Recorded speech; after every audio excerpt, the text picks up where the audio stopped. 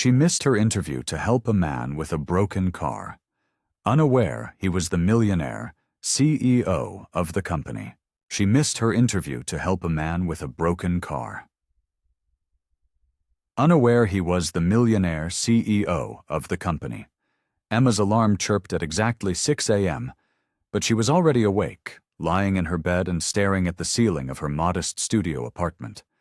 She had barely slept, her mind too busy rehearsing potential interview questions and answers.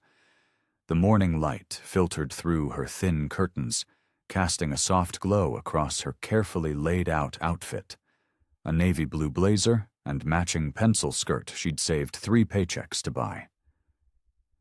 "Today's the day," she whispered to herself, swinging her legs out of bed. The wooden floor felt cool beneath her feet as she padded to her tiny bathroom. Her reflection in the mirror showed dark circles under her eyes, but there was an undeniable spark of determination in her gaze. As she went through her morning routine, Emma's thoughts drifted to how far she'd come. Growing up in a working-class family, she'd watched her parents struggle to make ends meet. Their sacrifice to put her through college had fueled her drive to succeed. This interview at Preston and Hughes could be her chance to make something of herself, to build the kind of career that would make her parents proud. In her kitchenette, Emma's hands trembled slightly as she attempted to fix her hair into a neat bun. She'd practiced this hairstyle multiple times over the weekend, but today it seemed determined to misbehave. After the 3rd try, she finally got it right, securing it with bobby pins and a light mist of hairspray. The clothes she'd chosen felt different today, more significant. As she slipped into the blazer, she caught herself standing taller, her shoulders squared. The outfit had been an investment in herself, in her future. She smoothed down the fabric, checking for any loose threads or lint. Emma walked to her small desk, where her resume lay in a neat folder. She'd spent countless hours perfecting every word, each bullet point carefully crafted to showcase her achievements and potential.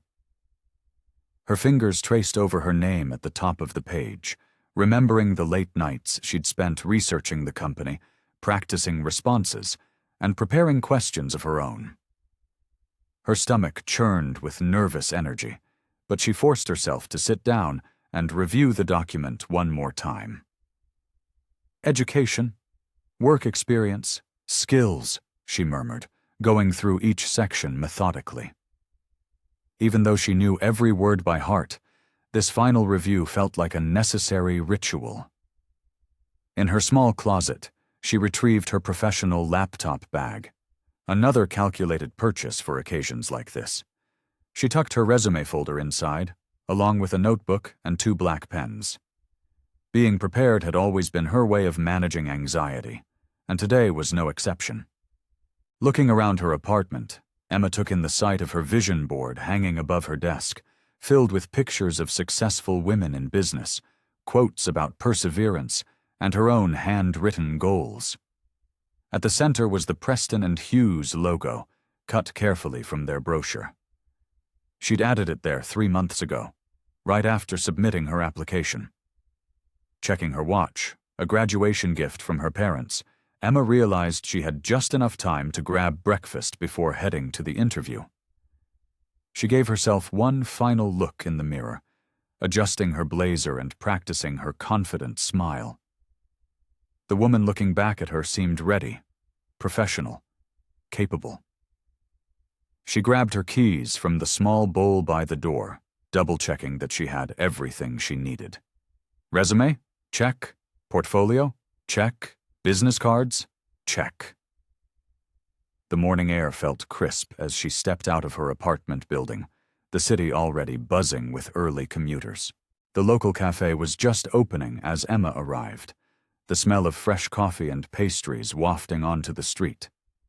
She ordered a small breakfast, nothing too heavy that might make her feel sluggish during the interview, and found a quiet corner to sit. As she sipped her coffee, she watched the morning crowd filter in, many in business attire like herself, all part of the city's daily rhythm. Her phone showed she had plenty of time to reach the interview location. She'd done a practice run to the building twice last week, timing the journey perfectly. As she gathered her things to leave the cafe, Emma felt a mixture of excitement and nervousness flutter in her chest. This could be the beginning of everything she'd worked for.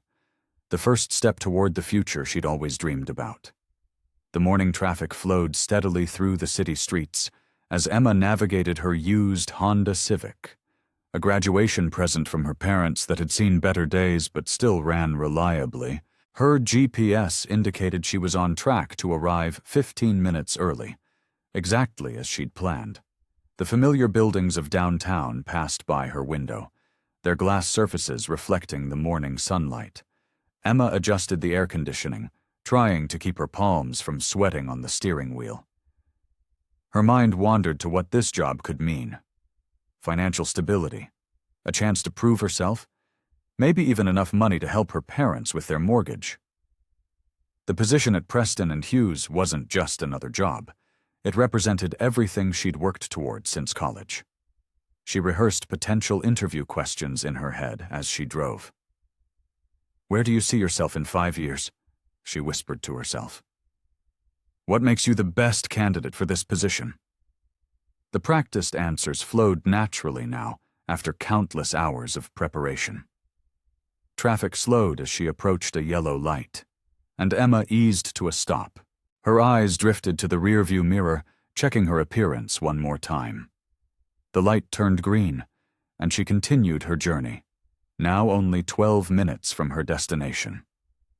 That's when she saw him, an elderly man standing beside a sleek black Mercedes, his car hood raised like a surrendering flag. He wore an expensive-looking suit, now wrinkled from what appeared to be attempts to figure out what was wrong with his car. Despite his distinguished appearance, he looked utterly lost as he peered into the engine compartment. Emma's eyes flicked to the dashboard clock. 8:42 a.m. Her interview was at 9 o'clock. The man wasn't too far off her route, but stopping would definitely make her late. Her father's voice echoed in her head from years ago. "Always help those in need, Emmy. You never know when you might be the one needing help." She bit her lip, her hands tightening on the steering wheel as she passed him. In her rearview mirror, she could see him running a hand through his silver hair in frustration. The sight made her stomach twist with guilt. "I can't believe I'm doing this," Emma muttered, flicking on her turn signal.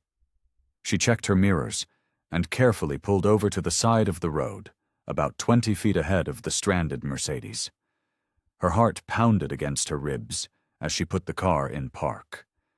The interview paperwork sat mockingly in her passenger seat, her dreams of a better future printed in neat black ink.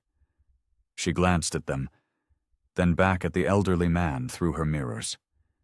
He was now looking in her direction, probably wondering if she was actually stopping to help. Emma's hands trembled slightly as she gathered her courage. This went against everything she'd planned for today, everything she'd prepared for. But something deeper than ambition pulled at her. The simple human instinct to help someone in need. She took a deep breath, switched on her hazard lights, and opened her car door. The morning air felt heavy with humidity as she stepped out onto the pavement. Traffic continued to flow past them, creating a constant background hum of engines and tire noise. Her heels clicked against the asphalt as she walked toward the Mercedes, her professional demeanor intact despite the inner turmoil. The elderly man watched her approach, his expression a mixture of surprise and relief. Emma's hands shook slightly with the knowledge of what this decision might cost her, but she managed a warm smile as she got closer to him. Her voice came out steady and kind, despite her racing heart. "Excuse me, sir. It looks like you might need some help?" The elderly man's eyes crinkled with relief as Emma approached. Up close, she noticed the fine quality of his suit and the elegant watch on his wrist that probably cost more than her car. Despite his wealthy appearance, there was something humble in the way he stepped back to let her look at the engine. I was on my way to an appointment when it just stopped, he explained, his voice carrying a gentle, grandfatherly tone. I'm afraid cars aren't my expertise. I usually have someone who handles these things. Emma leaned over the engine compartment, careful not to let her blazer touch any dirty parts. The Mercedes engine was more sophisticated than her Honda's, but the basic principles remained the same. She scanned the various components, drawing from memories of helping her father fix cars in their garage. Would you mind trying to start it for me? She asked, watching as the man slipped into the driver's seat. The engine turned over but wouldn't catch. The sound told her everything she needed to know. I think I know what's wrong, Emma said, reaching carefully into the engine compartment. See this connection here? It's loose. It's a common problem, especially with all the vibration from city driving. She pointed to where the battery cable had worked itself loose, causing a poor connection. The digital display on her phone showed 8:55 a.m. Her interview was definitely lost now, but somehow the knot in her stomach had loosened. There was something satisfying about being able to help, about knowing exactly what to do in this moment. Do you happen to have any tools in your trunk? She asked. The man nodded and retrieved a small emergency kit. Emma found the wrench she needed and began working on the connection, her movements precise despite her formal attire. You seem to know quite a bit about cars, the man observed, watching her work with interest. Emma smiled as she tightened the battery cable. My dad owns a small auto repair shop. I grew up learning about engines instead of playing with dolls. She checked the connection one more time, making sure it was secure. Would you try starting it again?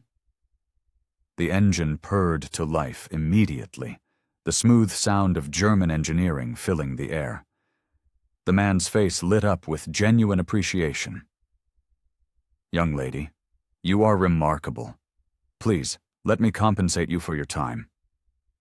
Emma shook her head, wiping her hands on a cloth from the emergency kit. No need for that, sir. I'm just glad I could help. She glanced at her phone again. 9:10 a.m. The interview was definitely over, and her chance at Preston and Hughes had slipped away. Still, looking at the grateful expression on the elderly man's face, she couldn't bring herself to regret her decision. Are you sure you're okay to drive? She asked, watching as he tested the engine again. Everything sounds good, but I'd feel better knowing you made it to your appointment safely. You're very kind, he replied, his eyes twinkling. I believe I'll be just fine now, thanks to you, though I suspect I've made you late for something important. He gestured at her professional attire. Emma managed a small smile, trying to keep the disappointment from showing on her face. Nothing that can't wait, she said, even though her heart ached at the lie. The most important thing is that you're safe and back on the road. She closed the hood carefully, checking that it latched properly. Her hands were slightly dirty now, and her perfect interview preparation felt like a distant memory. But watching the elderly man's relief and gratitude, she knew she'd made the right choice, even if it meant sacrificing her own opportunity. Take care, sir, she said, gathering her things to leave. You might want to have your mechanic check that connection more thoroughly when you have the chance. Sometimes they need to be replaced entirely. Emma merged back into traffic, her hands gripping the steering wheel until her knuckles turned white. The morning sun that had seemed so promising earlier now felt harsh and mocking. She glanced at her phone mounted on the dashboard, 9:22 a.m. Her interview slot had come and gone. What was I thinking? She muttered, turning down a less crowded street.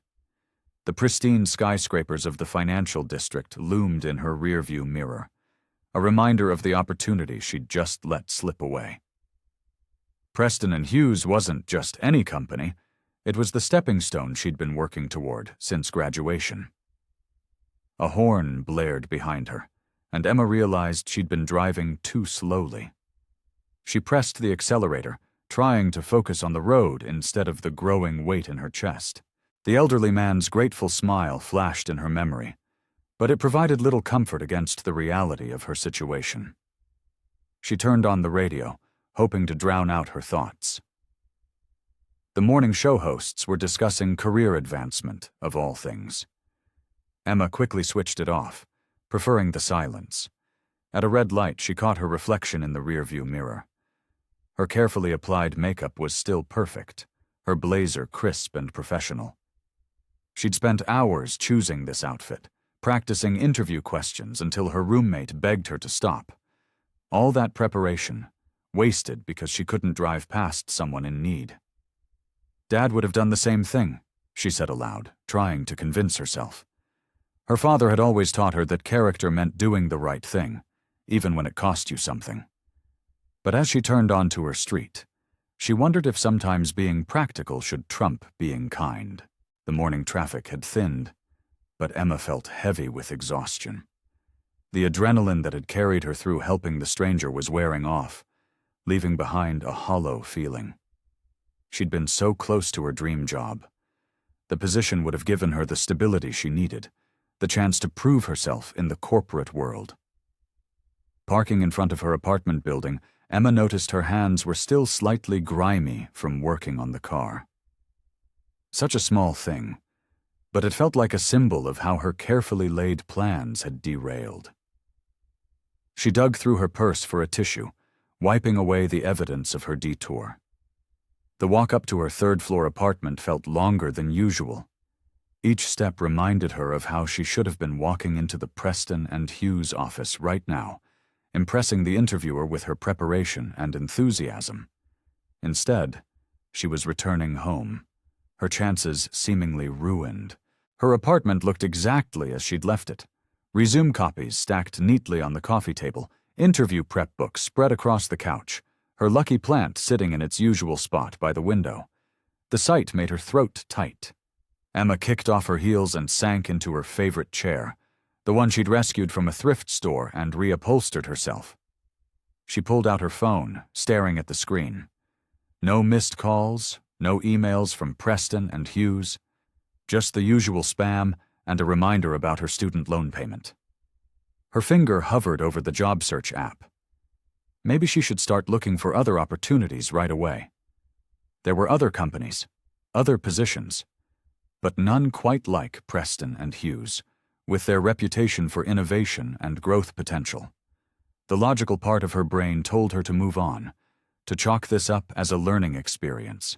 But something deeper, perhaps the same instinct that had made her stop to help the stranger, whispered that she shouldn't give up so easily. Emma opened her email, wondering if she should send a follow-up explaining her absence. Would it make any difference? Or would it just make her look unprofessional? The blank screen stared back at her, offering no answers as she sat there, caught between moving forward and holding on to hope. Emma's fingers traced mindless patterns on her kitchen table as she scrolled through LinkedIn, each post about career success and professional achievements making her stomach twist. Her coffee had gone cold, forgotten during her endless cycle of self-doubt and social media distraction. A photo of Preston and Hughes's gleaming headquarters appeared in her feed, posted by one of their employees celebrating a work anniversary. The modern glass building stretched toward the sky, exactly the kind of place she'd imagined herself working. Emma was about to scroll past when her phone screen changed. An incoming call from an unknown number with the local area code. Her heart jumped into her throat. She stared at the screen, hands trembling slightly as she debated whether to answer. After 3 rings, she took a deep breath and swiped to accept the call. Hello? Her voice came out shakier than she'd intended. Is this Emma Mitchell? The voice was warm and professional, a woman who sounded like she made important phone calls all day. Yes, this is she. Emma sat up straighter, even though no one could see her. Old habits from phone interviews died hard. I'm calling from Preston and Hughes regarding your interview scheduled for this morning. The woman paused, and Emma's chest tightened. We noticed you weren't able to make it. Emma's free hand clutched the edge of the table. "I'm so sorry about that. There was an emergency." "No need to explain right now," the woman interrupted smoothly. "Actually, I'm calling because something interesting has come up.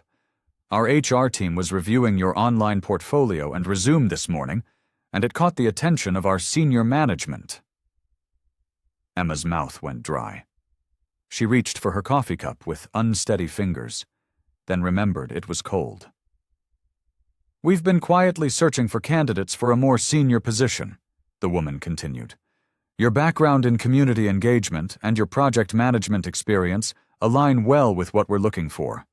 Would you be interested in interviewing for this role instead?" The room seemed to tilt slightly. Emma closed her eyes, trying to process what she was hearing. This morning, she'd been convinced her career was derailing before it had even started. Now. Yes, absolutely," she managed to say, proud that her voice remained steady. "I would be very interested." "Excellent. The position would be as Associate Director of Community Outreach Programs. It's a new division we're developing." There was the sound of papers shuffling. "Would you be available to come in tomorrow at 2 p.m.? We understand this is short notice." Emma's mind raced. Associate Director? That was at least 2 levels above the entry-level position she'd originally applied for. She glanced at her calendar on the wall, even though she knew it was empty. She'd cleared her entire week for the original interview. "Tomorrow at 2 p.m. works perfectly," she said, trying to sound confident despite the butterflies in her stomach. "Perfect. I'll send you an email with the details shortly. Please arrive 15 minutes early to check in with security." The woman's tone became warmer. "We're looking forward to meeting you, Emma." "Thank you so much. I really appreciate this opportunity." The words felt inadequate compared to the emotions swirling inside her. After exchanging goodbyes, Emma lowered her phone to the table. She stared at it, half expecting it to ring again and tell her there had been some mistake. But it remained silent, the screen dimming to black. Her cold coffee forgotten, Emma sat there, trying to process what had just happened. The position she'd thought she'd lost had somehow transformed into an even bigger opportunity. It didn't make sense. She'd missed the interview. She should have been crossed off their list entirely. Instead, she was being considered for a role she wouldn't have dared apply for on her own. Associate Director of Community Outreach Programs. The title alone made her dizzy with possibility and terror. What had they seen in her resume that made them think she was qualified for this? Emma stared at her phone, still processing the unexpected turn of events, wondering what tomorrow would bring. Emma sat cross-legged on her living room floor, surrounded by printouts of Preston and Hughes's company history, news articles, and annual reports. Her laptop displayed their website, opened to their Community Impact page. She'd been studying for 2 days straight, treating this interview preparation with the same intensity she'd given her college finals. Preston and Hughes started as a small consulting firm in 1985, she muttered to herself, highlighting key points in yellow. Currently employs over 5,000 people across 12 offices. She paused to jot down notes about their recent community initiatives, including a major scholarship program for underprivileged students. Her phone buzzed with a text from her best friend, Lisa. "You've got this. Don't overthink it." Emma smiled, but returned to her research. The position they were considering her for, Associate Director of Community Outreach Programs, seemed almost too good to be true. The more she learned about Preston and Hughes's commitment to social responsibility, the more she wanted this job. Standing up to stretch her stiff muscles, Emma caught her reflection in the window. Dark circles had formed under her eyes from late-night study sessions. She'd been practicing interview questions in front of her bathroom mirror, recording herself on her phone to analyze her responses. In her bedroom closet, she'd already laid out her interview outfit, a navy blue blazer and matching pencil skirt with a cream silk blouse. Professional, but not stuffy. Her mother had always said navy blue projected confidence. The morning of the interview arrived with golden sunshine streaming through her windows. Emma woke before her alarm, her stomach already doing flips. She forced herself to eat a light breakfast, toast and tea, knowing she'd need the energy. As she applied her makeup with careful precision, Emma recalled the elderly man whose car she'd helped fix. The memory no longer filled her with regret. Something about that interaction felt important, though she couldn't quite explain why. It had felt right, even at the cost of missing her original interview. 2 hours before the interview, Emma was dressed and ready. She'd arrived at this point through an unexpected path, but maybe that was okay. Her resume was updated, her portfolio polished, and she'd researched every aspect of Preston and Hughes she could find. The drive to their headquarters took 30 minutes. Emma parked in the visitors section, arriving exactly 20 minutes early. Not too eager, but comfortably ahead of schedule. She checked her reflection one last time in her car's mirror, straightening her blazer and taking slow, deep breaths. The Preston and Hughes building stood impressive against the blue sky, its glass exterior reflecting clouds and sunlight. Emma's heels clicked against the pavement as she walked toward the entrance, clutching her leather portfolio folder, a graduation gift from her parents. Inside, the lobby was a testament to modern design: sleek marble floors, abstract art on the walls, and a curved reception desk that looked like it had been carved from a single piece of wood. The space hummed with quiet energy as employees and visitors moved through security checkpoints. Emma approached the receptionist, her heart beating faster but her voice steady. "Hello, I'm Emma Mitchell. I have an interview at 2 o'clock. The receptionist smiled warmly and began typing on her computer. "Welcome to Preston and Hughes, Ms. Mitchell. Please sign in here." She slid a digital tablet across the desk. "Someone will be down shortly to escort you to the interview." Emma found a seat in the waiting area, placing her portfolio neatly in her lap. She watched people coming and going, wondering which ones might become her future colleagues. The lobby's subtle lighting and comfortable temperature helped calm her nerves, though she could still feel the flutter of anticipation in her chest. She mentally reviewed her preparation one last time, reminding herself that she was ready for this opportunity, whatever form it might take. The position might be more senior than she'd originally aimed for, but she believed in her abilities and her genuine desire to make a difference. Emma followed the receptionist down a hallway lined with black and white photographs showing the company's history. Her heels sank into plush carpeting, muffling her steps as they walked past various office doors. The lighting was warm, creating an atmosphere that felt both professional and welcoming. "Right this way, Ms. Mitchell." The receptionist gestured toward a set of wooden double doors at the end of the corridor. "Mr. Hughes is ready to see you." Emma's hands smoothed down her blazer one final time, her portfolio tucked securely under her arm. She'd prepared extensively for this moment, rehearsing answers to potential questions and researching the company's recent projects. The door handle felt cool under her palm as she turned it, stepping into what she assumed would be another preliminary interview.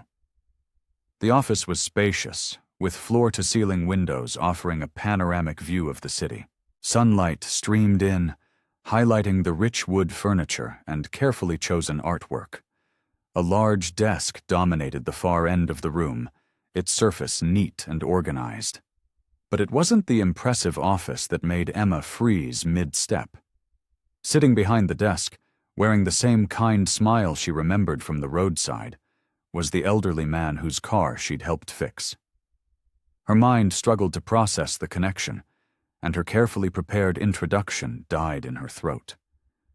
The portfolio nearly slipped from her suddenly trembling fingers. "Hello again, Emma," he said warmly, standing up from his leather chair. "I believe we've met before, though under slightly different circumstances." Emma's mouth opened and closed, but no words came out. Her mind raced back to that morning, to her hands covered in engine grease, to the genuine concern she'd felt for this man who she now realized was Richard Hughes, CEO of Preston and Hughes. The same man whose biography she'd studied extensively during her interview preparation. Yes, sir, she finally managed, her voice barely above a whisper. Your car, the timing belt. Mr. Hughes walked around his desk, his movements unhurried and deliberate. Which you diagnosed and fixed quite expertly, I might add. Please, have a seat. He gestured to one of the comfortable chairs facing his desk. Emma's legs felt wooden as she made her way to the chair. Her mind was spinning with implications. Had this been some sort of test? Had she been watched?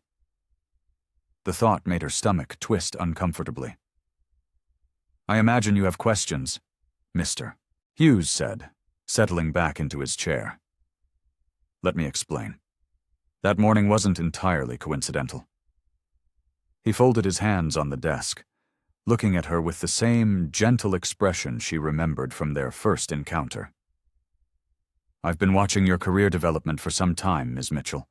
Your application caught my attention weeks ago. The realization hit Emma like a physical force. The broken-down car, the missed interview, the sudden consideration for a higher position. It had all been orchestrated. She felt her cheeks grow warm as embarrassment mixed with confusion. You see, Mr. Hughes continued, at Preston and Hughes, we believe that character reveals itself in unexpected moments. Anyone can prepare for an interview, can't they? But true integrity, that's something that shows itself when we think no one is watching. Emma sat there, her portfolio forgotten in her lap, as the full weight of the situation settled over her. All her careful preparation, all her research and rehearsed answers, and in the end, she'd already had her real interview. On the side of the road, with her sleeves rolled up, helping what she thought was just another person in need. I don't know what to say, Mr. Hughes, she admitted, her voice small in the large office. He smiled, the same kind smile that had thanked her for her help that morning. You've already said everything I needed to hear through your actions, Ms. Mitchell, though I must admit, watching you work on that timing belt in your interview outfit was quite impressive. Mr. Hughes gestured toward a leather chair across from his desk. Please, make yourself comfortable, Emma. I think we have quite a bit to discuss.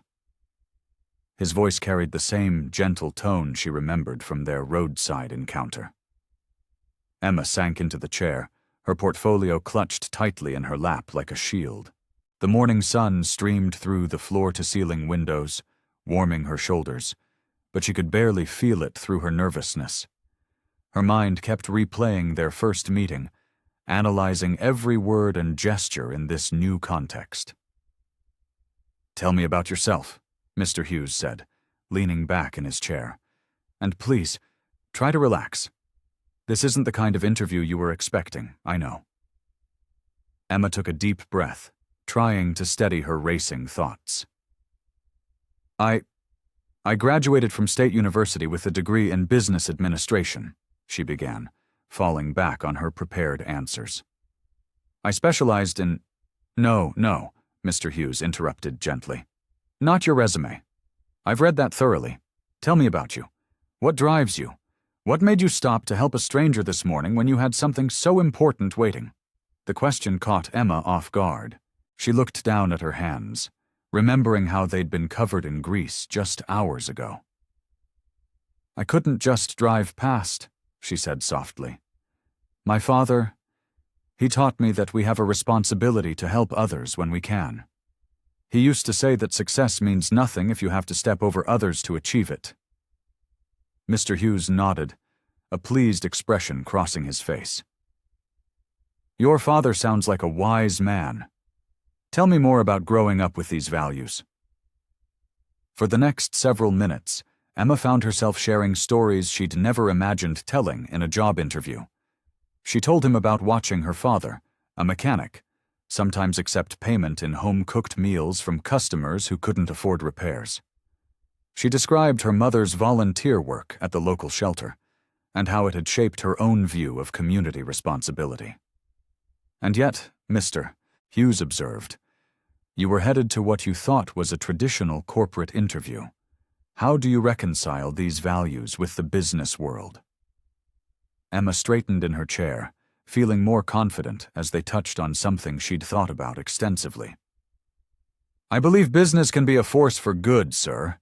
It's not just about profit margins and quarterly reports. It's about creating value for everyone involved, employees, customers, and the community. Mr. Hughes stood up and walked to the window, hands clasped behind his back. Do you know why I started this company, Emma? She started to recite what she'd read in her research, but he turned and smiled, stopping her. Not what's in the company history, the real reason. No, sir, she admitted. I started with nothing but a belief that success and compassion aren't mutually exclusive. Everyone told me I was naive, that business is business and charity is charity, and never the two should meet. He returned to his desk, picking up a framed photograph. This company's first office was a converted garage. We had 3 employees, but we had one rule that has never changed. We value character over credentials. He turned the photo to show Emma. It was a much younger Mr. Hughes, standing in front of a modest building, arm in arm with 2 other people, all of them smiling broadly. The business world is full of qualified people, Emma. Degrees, certifications, impressive resumes. They're important, but they're not everything. What we look for, what I look for, is something far rarer. Genuine empathy. The willingness to put others first, even when it costs you something. Emma felt her carefully constructed notions about corporate success beginning to shift. Everything she'd prepared for, everything she thought she knew about climbing the corporate ladder, seemed to be turning upside down. But how can a company survive like that? She asked, genuinely curious. In today's competitive market, we've not just survived, Emma, we've thrived. Because when you build a company on kindness and genuine concern for others, you create something people want to be part of. Employees, customers, partners, they all recognize and respond to authentic values. Emma sat back, her mind whirling with new possibilities. All her preparations had focused on proving her business acumen, her technical skills, her potential value to the bottom line. But here was a completely different perspective on success, one that resonated deeply with her own buried ideals. Mr. Hughes walked over to a wall filled with framed photographs, gesturing for Emma to join him. Each image showed different community projects and charitable initiatives the company had undertaken over the years. You see, Emma, what makes us different isn't our profit margins or market share, though those are impressive too. It's our understanding that true success comes from lifting others up. He pointed to a photo of a newly built community center. This was our first major community project. We didn't just write a check. Our employees volunteered their weekends to help build it. Emma studied the photographs, noticing how in each one, company employees were working alongside community members, their faces bright with genuine joy. It's amazing, she said softly. But how do you balance this with running a profitable business? Mr. Hughes smiled, his eyes twinkling. That's the beautiful paradox. When you prioritize giving, you often receive more in return. Our employees are more engaged, our customer loyalty is through the roof, and our partnerships are built on trust rather than just contracts. They returned to their seats, and Mr. Hughes' expression grew more serious. Which brings me to something I need to tell you about the position you applied for. He paused, studying her face. The job posting wasn't exactly what it appeared to be. Emma's heart skipped a beat. What do you mean? The position we advertised was deliberately designed as a test. We wanted to see how candidates would respond to real-world situations where their personal interests might conflict with helping others. He leaned forward slightly. You see, we found that traditional interviews don't reveal what we really need to know about potential leaders in our organization. Emma's mind raced back to the morning, to her decision to stop and help the stranded motorist, him, even though it meant missing her interview. So, when your car broke down, it wasn't actually broken, he admitted. We create these situations to observe how people react when they think no one is watching, when they have to choose between personal gain and helping someone in need. Emma sat back in her chair, processing this information. Her initial reaction was surprise, maybe even a hint of manipulation. But as she thought about it more deeply, she understood the reasoning. We've interviewed dozens of candidates with impressive credentials, Mr. Hughes continued. Many had MBAs from top schools, years of experience, perfect resumes. But when faced with our little test, most drove right past, too focused on their own goals to stop and help someone in need. He stood up and walked to a small coffee station in the corner of his office, pouring 2 cups. Would you like some? He offered. When Emma nodded, he brought her a cup and continued. The position we're actually considering you for is quite different from what was advertised. It's more senior, with more responsibility, and more opportunity to make a real difference. Emma wrapped her hands around the warm cup, feeling both overwhelmed and intrigued. But surely qualifications matter too. I mean, I just graduated. Of course they do, Mr. Hughes agreed. We need capable, skilled people. But we've found we can teach skills. What we can't teach is character. We can't instill empathy or genuine concern for others. Those qualities either exist in a person or they don't. He took a sip of his coffee before continuing. When you stopped this morning, you didn't know who I was. You didn't expect any reward or recognition. You simply saw someone who needed help and acted on that knowledge, even though it cost you something significant. Or so you thought at the time. Emma felt her cheeks warm at his praise, but she also felt a growing curiosity about what this mystery position might entail. The entire interview had upended her expectations about corporate success and what truly mattered in building a career.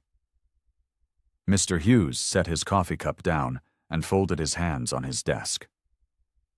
So now, let me tell you about the real opportunity we're considering you for. Emma's legs felt unsteady as she left Mr. Hughes's office, the weight of their conversation pressing down on her shoulders. The plush lobby chair welcomed her as she sank into it, pulling out the detailed job description he'd given her. Her fingers trembled slightly as she read through it again.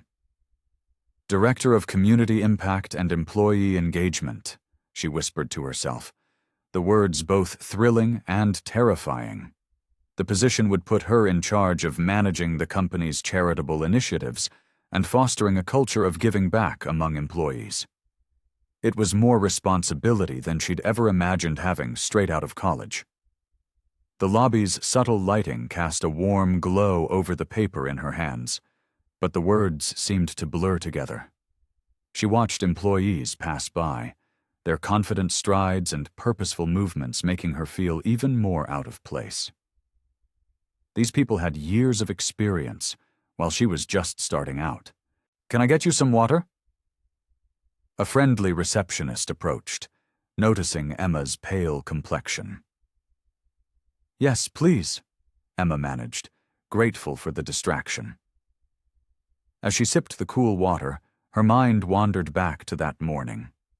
The image of Mr. Hughes standing beside his supposedly broken-down car kept replaying in her head. Had she really impressed him? Or was he just being kind? The salary figure on the job description caught her eye again. It was nearly triple what she'd expected from an entry-level position. The benefits package was equally generous, including paid time off for volunteer work and matching charitable donations. It seemed too good to be true. Emma pulled out her phone and opened her notes from the interview. Mr. Hughes's words echoed in her mind. We need someone who can inspire others to look beyond themselves, to see the bigger picture. Could she really do that? She was barely 23, and they wanted her to lead initiatives that would impact thousands of people. The lobby slowly emptied as the workday wound down. Emma gathered her things, nodding goodbye to the receptionist as she headed to her car. The drive home felt surreal, the city lights blurring past her window as questions tumbled through her mind. In her small apartment, Emma kicked off her heels and collapsed onto her worn couch. The contrast between her modest living room and the sleek corporate office she'd just left couldn't have been starker. Her gaze fell on the framed photo of her college graduation, taken just months ago. She looked so confident then, ready to take on the world.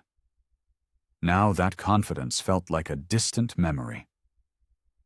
Emma pulled her knees to her chest, wrestling with her thoughts. Maybe she'd been foolish to stop and help a stranger. In the real world, people looked out for themselves first.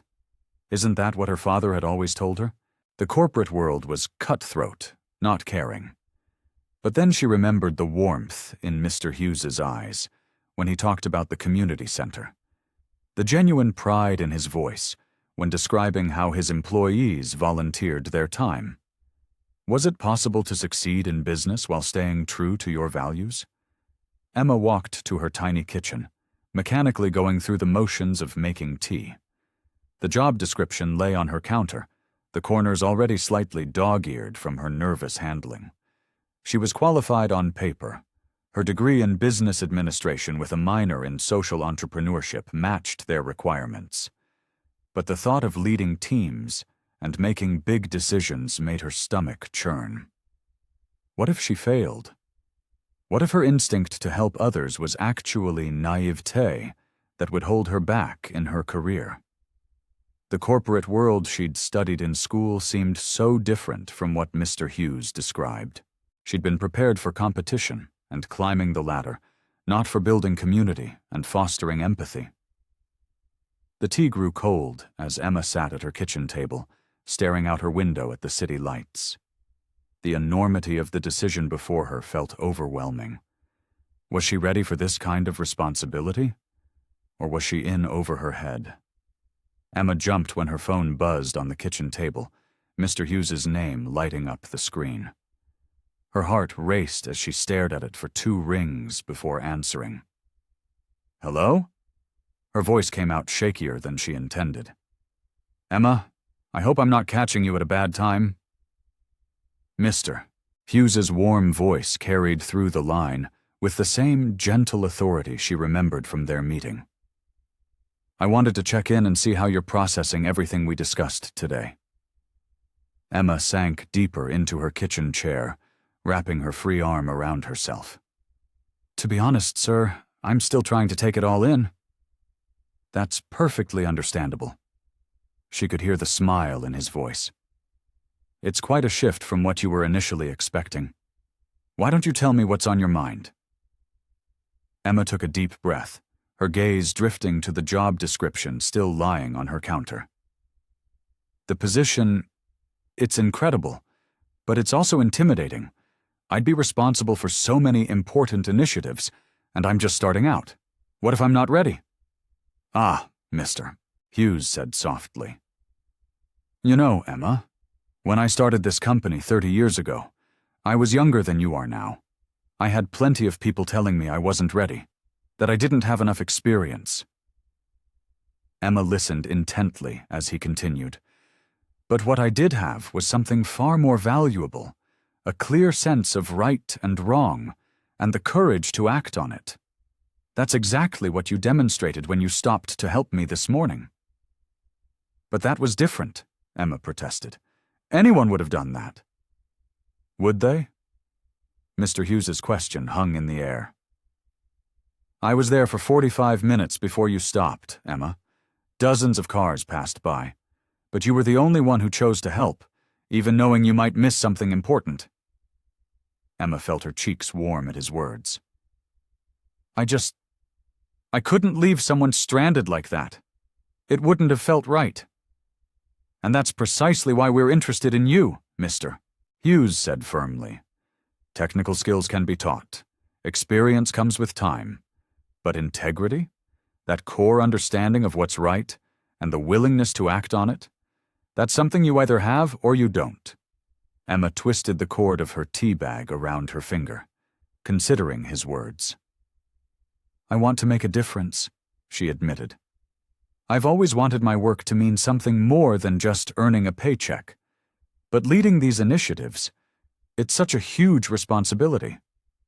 It is, Mr. Hughes agreed, and the fact that you recognize that tells me even more about your character. We don't need someone who thinks they have all the answers. We need someone who understands the weight of their decisions and still has the courage to make them. Emma felt something shift inside her as she listened to his words. The doubt was still there, but alongside it was a growing sense of possibility. I believe in what your company stands for, she said slowly. The idea that business can be a force for good, that success doesn't have to come at the expense of others. That's the heart of everything we do, Mr. Hughes replied. And from what I've seen, Emma, it's at the heart of who you are too. The position is challenging, yes, but you won't be alone. We have an entire team ready to support and guide you. Emma took a deep breath. I just want to make sure I can live up to your expectations. Emma? Mr. Hughes's voice grew serious. In all my years in business, I've learned that integrity is the most valuable asset anyone can possess. We can teach skills, we can provide resources, but we cannot teach someone to have the kind of integrity you showed today. That's why we believe in you. Scene 1. Emma sat cross-legged on her worn couch, surrounded by career books and self-help articles scattered across her coffee table. The morning sun filtered through her small apartment window, casting warm patches of light on the mess of papers before her. She'd barely slept since Mr. Hughes's call, her mind constantly replaying their conversation. Picking up her coffee mug, she traced its rim with her finger. The position Mr. Hughes offered wasn't anything like what she'd originally applied for. Instead of crunching numbers in a corner office, she'd be working directly with community programs, making decisions that would affect real people's lives. Technical skills can be taught, she muttered to herself, echoing Mr. Hughes's words. But the weight of responsibility still pressed heavily on her shoulders. She'd spent years preparing for a traditional corporate role, perfecting her spreadsheet skills and memorizing business terminology. Now, suddenly, none of that seemed to matter as much as her ability to understand and connect with people. Her phone buzzed, and Sarah's name flashed on the screen. Emma smiled, grateful for the distraction. Sarah had been her best friend since college, and if anyone could help her sort through this mess, it would be her. Hey, Emma answered, trying to inject some cheerfulness into her voice. Don't hey me, Sarah replied. I've been waiting 3 days to hear about this mysterious job offer, and all I get are vague texts. Spill it, Em. Emma sighed, getting up to pace her small living room. It's complicated. Remember that interview I missed because I stopped to help someone? The one where you played roadside mechanic instead of future corporate boss lady? Yeah, what about it? Well, turns out the guy I helped was the CEO of the company. Emma paused, still amazed by the coincidence. And now he's offering me this completely different position than what I applied for. It's all about community outreach and making a difference in people's lives. That sounds amazing. Sarah's enthusiasm crackled through the phone. So what's the problem? Emma stopped by her window, watching a family walk their dog on the street below. I don't know if I'm qualified. I mean, I spent 4 years studying business administration, not social work. What if I mess up? What if I make decisions that hurt people instead of helping them? Emma Martinez? Sarah's voice took on the stern tone she reserved for when she thought Emma was being ridiculous. Are you seriously telling me you're worried about not being qualified to help people? You who once spent 3 hours in the rain helping that old lady find her lost cat? You who organizes the building's food drive every holiday season? That's different, Emma protested weakly. This is a career, not just random acts of kindness. Is it though? Sarah challenged. From what you're telling me, this CEO specifically chose you because of who you are, not what degree you have. He saw you in action, making a real-world decision between personal gain and helping others, and you didn't even hesitate. Emma slumped back onto her couch. But what about all my plans, the career path I mapped out? Plans change, Em. Sometimes life shows us a better path than the one we imagined for ourselves. Sarah paused. Remember what Professor Chen used to say? Success isn't just about climbing the ladder. It's about making sure your ladder is leaning against the right wall. Emma smiled, remembering their favorite business ethics professor. Yeah, I remember. Well, maybe this is your right wall. A chance to combine your business skills with what you've always been naturally good at, caring about people and wanting to make things better. Tears pricked at Emma's eyes as Sarah's words sank in. But what if I fail? Then you fail trying to do something meaningful, Sarah said softly. Isn't that better than succeeding at something that doesn't really matter to you? Emma looked down at her hands, remembering how they'd worked quickly and confidently to fix Mr. Hughes's car. She hadn't second-guessed herself then. She'd just known someone needed help, and she could provide it. Listen to your heart, Em, Sarah continued. It's never steered you wrong before. And from what you've told me about this Mr. Hughes, he seems like someone who knows exactly what he's doing by choosing you. Emma stood in front of her bedroom mirror, smoothing down her navy blazer with trembling hands. Unlike her first interview outfit, the sharp-edged suit she'd chosen to project corporate ambition, today she'd selected something that felt more like herself. The blazer was professional, but soft, paired with a cream blouse that reminded her of the one she'd worn during countless volunteer sessions at the local shelter. You've got this, she whispered to her reflection, tucking a strand of dark hair behind her ear. Her eyes landed on the small silver pendant around her neck, a gift from her grandmother who'd always taught her that kindness mattered more than success. Today, it felt right to wear it. She moved to her dresser, where her usual stack of interview prep notes lay untouched. Instead of reviewing rehearsed answers about 5-year plans and biggest weaknesses, Emma picked up the thank you card she'd received last Christmas from the elderly couple whose driveway she'd shoveled during a snowstorm. Next to it sat a photo from the food drive she'd organized at her apartment complex. These weren't the achievements she'd planned to discuss in job interviews, but they were the ones that truly defined her. Emma traced her finger over the photo, remembering how fulfilling it had felt to see her neighbors coming together, sharing what they had with those in need. Her phone buzzed with a text from Sarah. Remember who you are. That's exactly who they want.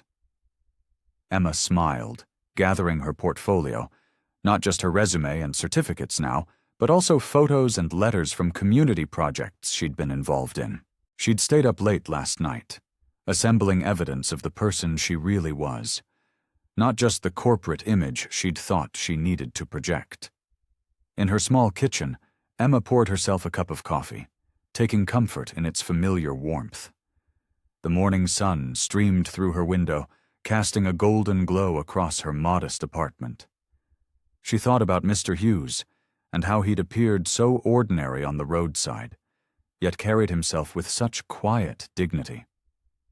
There had been no pretense, no corporate mask, just a person who needed help and another willing to provide it. Her eyes fell on the sticky note she'd placed on her fridge the night before, words from her conversation with Sarah. Success isn't just about climbing the ladder, it's about making sure your ladder is leaning against the right wall. As she gathered her keys and bag, Emma caught her reflection in the hallway mirror. There was something different in her eyes today, a clarity that hadn't been there before. The anxiety was still present, but it wasn't about proving herself anymore. It was about stepping into something bigger than herself, something that aligned with who she'd always been. The drive to the office felt different, too. Instead of rehearsing answers or worrying about impressing everyone, Emma found herself noticing things she'd missed before. The crossing guard helping school children navigate busy intersections, a young man assisting an elderly woman with her groceries, a group of volunteers cleaning up a local park. These small acts of kindness were everywhere, threading through the fabric of daily life, making the world a little better, one gesture at a time. Pulling into the company parking lot, Emma took a deep breath. The imposing building looked different now, less like a fortress of corporate success, and more like a place where real change could happen. She checked her appearance one last time in the rearview mirror, straightened her grandmother's pendant, and stepped out of her car. Walking toward the entrance, Emma's heart began to beat faster. But this time, the rapid rhythm felt less like anxiety and more like anticipation. She wasn't just walking into another interview. She was walking toward a version of success that finally made sense to her. Whatever happened next, she knew she was being true to herself, and that was worth more than any job title or corner office. The glass doors slid open, welcoming her into the building's lobby. Emma took another deep breath, squared her shoulders, and stepped forward. Mr. Hughes led Emma through the sleek corridors of the corporate building, but instead of heading toward the executive offices, they took an elevator down to the ground floor. The usual corporate atmosphere gave way to something warmer, more inviting, as they entered what looked like a community center within the building itself. "This is where it all started," Mr. Hughes said, gesturing to a wall covered with photographs. 20 years ago, we realized that success meant nothing if we weren't helping others along the way.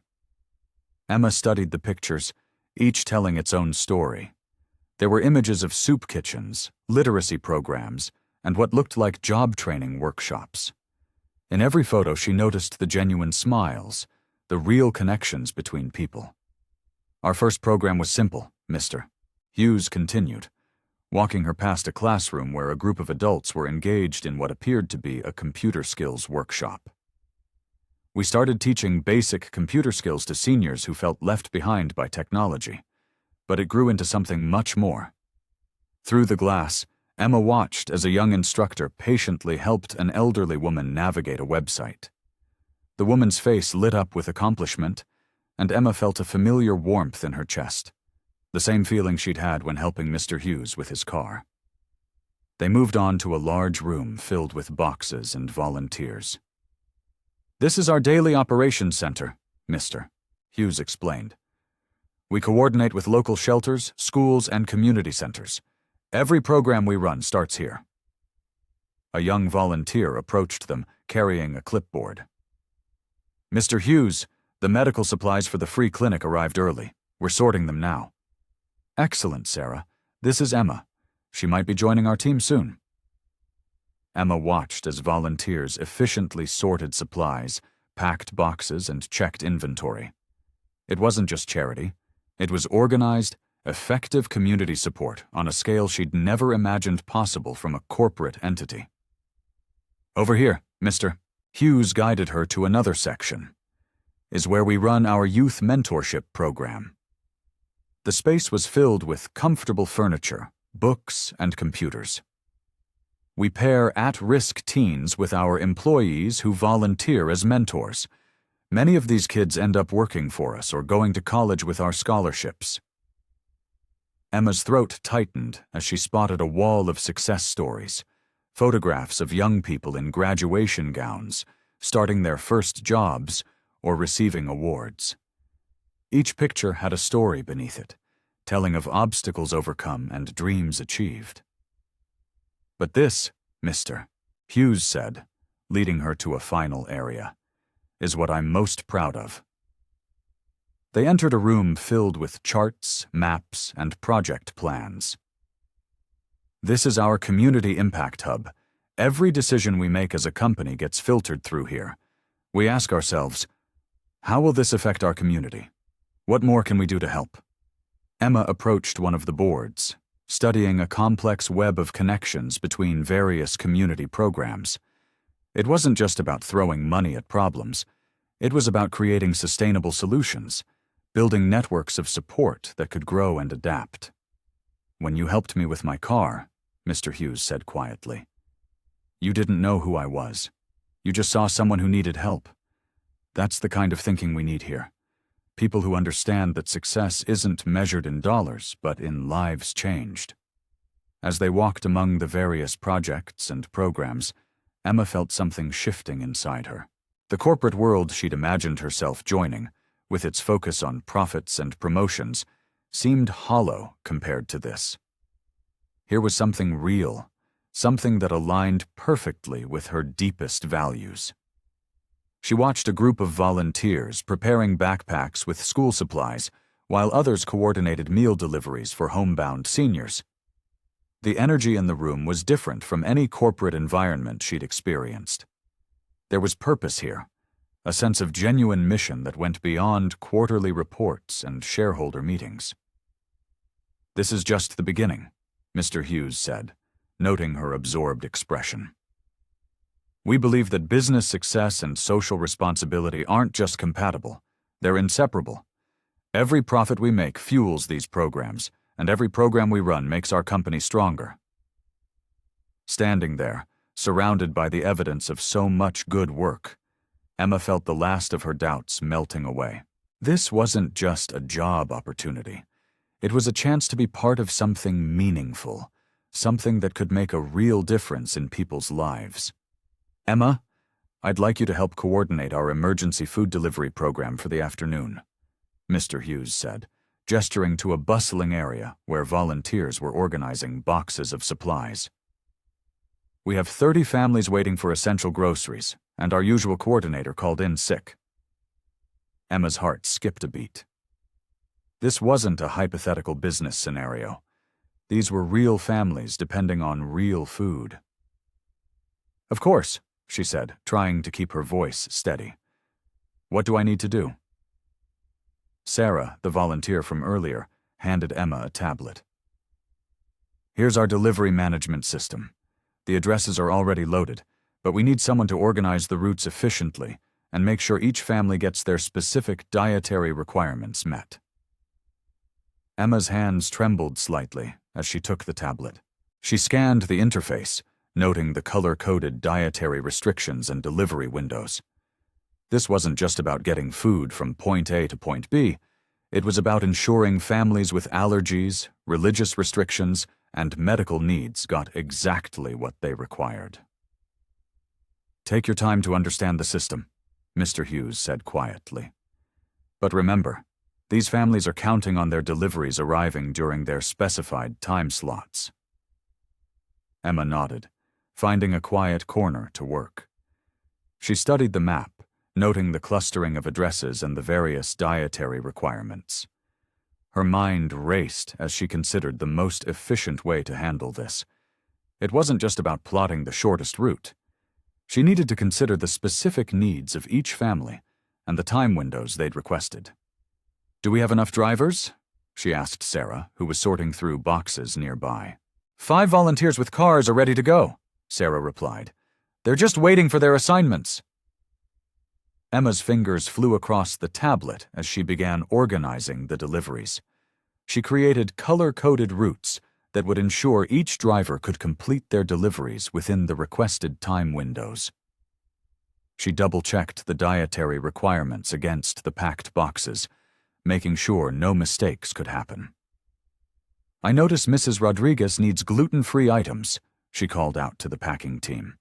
"Can someone verify that box 17 has the correct products?" A volunteer quickly checked and found a regular loaf of bread that needed to be swapped out. Emma's attention to detail had caught a potentially serious error.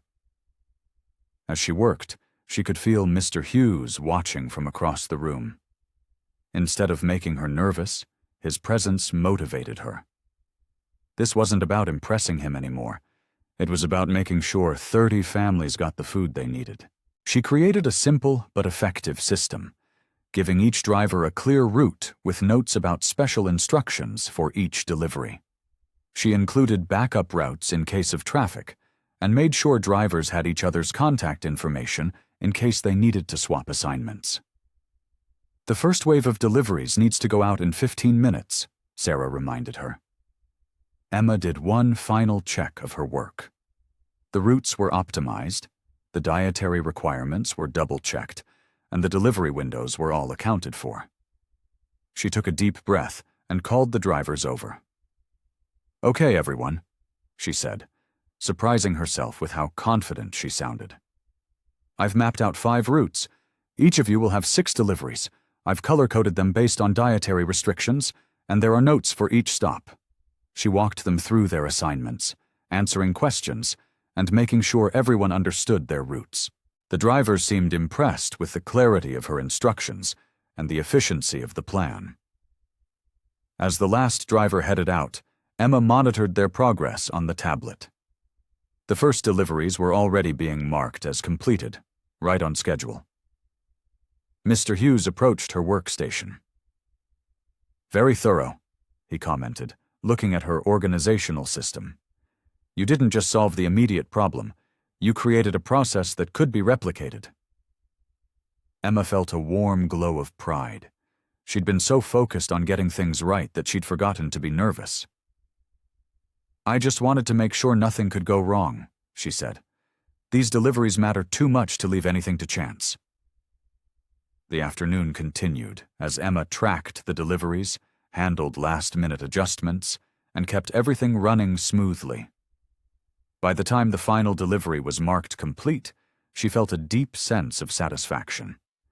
She had helped ensure 30 families would have food on their tables tonight. Emma sat in Mr. Hughes's office, her fingers twisting nervously in her lap, as she tried to process what he had just told her. The late afternoon sun streamed through the floor-to-ceiling windows, casting long shadows across the polished desk between them. "Director of Community Outreach and Social Impact?" she repeated, her voice barely above a whisper. "But I only applied for an entry-level position." Mr. Hughes leaned forward in his chair, his kind eyes crinkling at the corners. "Emma, what you've shown us over the past few days goes far beyond any entry-level qualifications. The way you handled the food delivery program yesterday demonstrated exactly the kind of leadership we need." She shook her head slightly, memories of her original career plans flashing through her mind. "This is such an honor, Mr. Hughes, but it's also terrifying. I'd be responsible for coordinating all of the company's charitable initiatives, managing relationships with nonprofits, overseeing million-dollar budgets." "You're focusing on the technical aspects, Mr. Hughes said gently. "But let me tell you what I see. I see someone who, without hesitation, stopped to help a stranger, even when it meant potentially sacrificing a major opportunity. I see someone who, when given a complex logistics challenge, didn't just solve it. She created a system that protected the dignity and specific needs of every family we served." Emma shifted in her chair, her throat tight with emotion. "But what if I make mistakes? This position, it affects so many people's lives. The responsibility is enormous." "Of course you'll make mistakes, Mr. Hughes said, surprising her with his candor. "We all do. But I watched you yesterday. When you realized there was a mix-up with Mrs. Rodriguez's gluten-free items, you didn't panic. You didn't try to hide it.